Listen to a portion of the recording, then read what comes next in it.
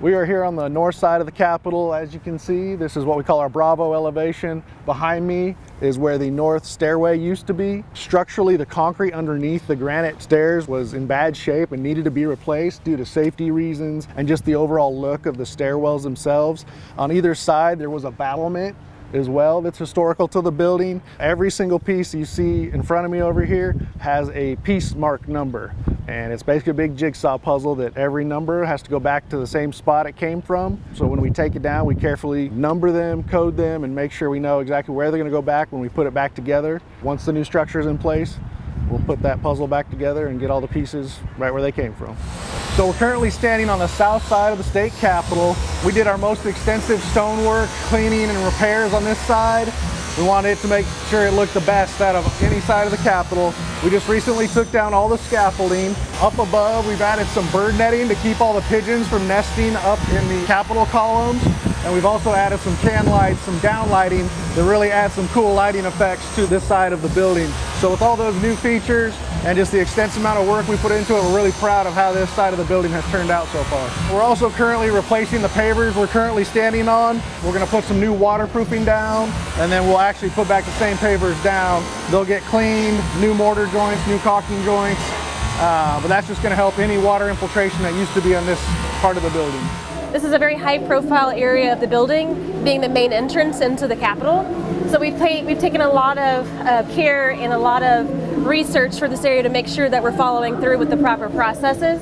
Once the abatement has occurred and all of the lead paint is removed, we go through a repair process for all of the substrate that is exposed. It's very important that we fill every single crack and hole when it comes to the cast iron, because we want to make sure that any rust that might occur down the road doesn't come seeping through the brand new paint that we've installed. Once that repair process is complete, we'll go through with our paint process. The first two layers of paint are primers and an intermediate layer, and they serve as rust inhibitors. We want to prevent rust from occurring at these doors since they are 100 years old. And then once we complete with that, they'll continue that same process on the inside of the doors where the grating is present and other cast iron elements are present. To begin the restoration process of the state seal, we started with a historical paint analysis.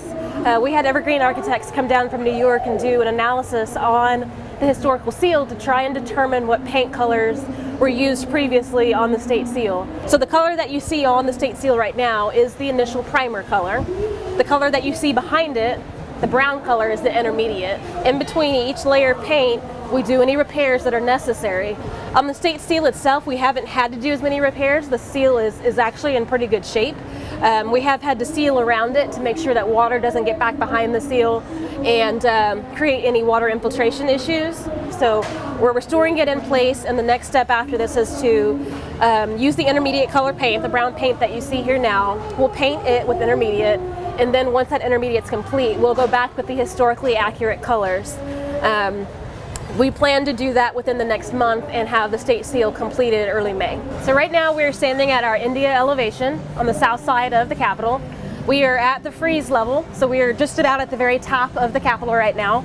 We have a lot of surface corrosion and surface deterioration on the stones on this elevation because it is on the south side of the building and does receive a lot of weathering. We do a full stone replacement when we can absolutely not salvage the entire stone itself, and it's best to demo what's there and replace it with a brand new section of stone. 3 separate pieces of stone had to be fabricated in order to complete that full stone replacement. Once that stone is fabricated, we then use hoists that we create out of the scaffolding itself to hoist those new sections of stone into place.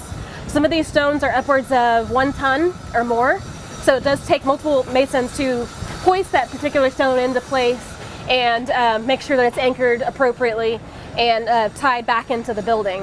Right now we are in the attic of the south side of the building, the south portico. Before you saw the new can lights we installed from underneath, so now we're up top. This is where they set, shining down into the portico. You can see we've added a lot of structural steel members to help support the structure itself and the brick wall behind me.